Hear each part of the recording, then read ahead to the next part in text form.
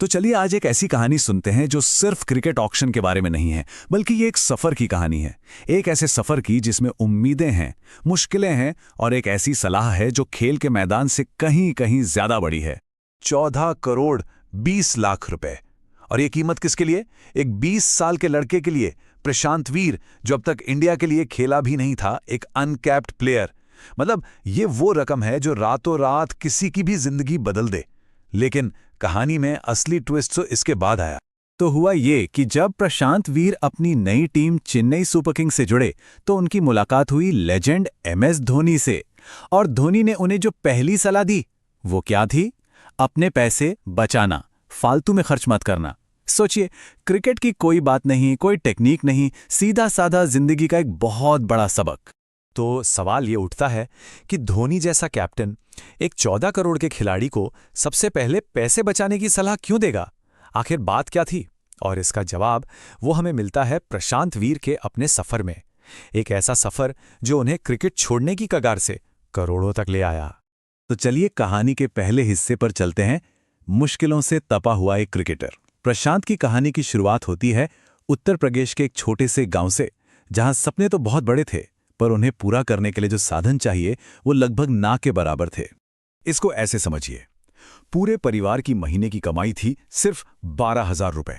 अब 12,000 रुपए में घर चलाना है, और ऐसे में क्रिकेट जैसा महंगा खेल जिसमें अच्छे बैट, किट, कोचिंग सब कुछ लगता है, उसमें करियर बनाने का सपना देखना भी एक तरह से नामुमकिन सा लगता है।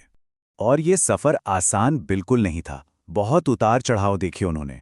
2019 में बेहतर ट्रेनिंग की उम्मीद में वो सहारनपुर चले गए, लेकिन 2020 में एक बहुत बड़ा पहाड़ टूट पड़ा।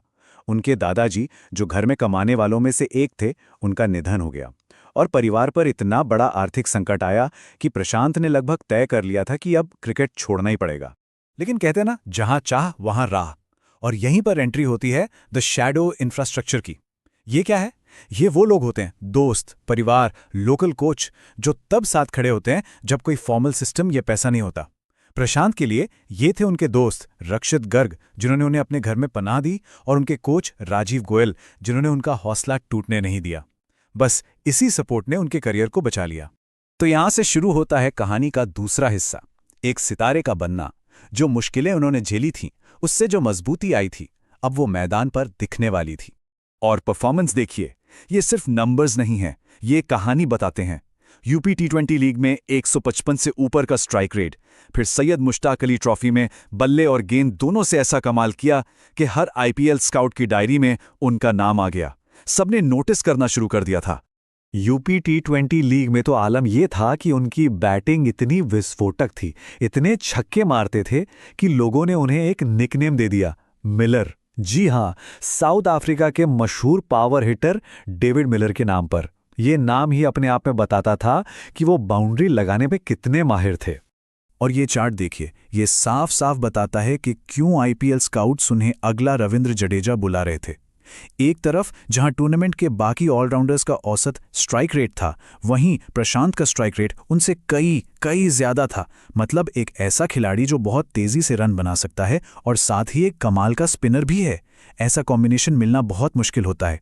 तो अब स्टेज सेट था, 2026 का IPL मिनी ऑक्शन।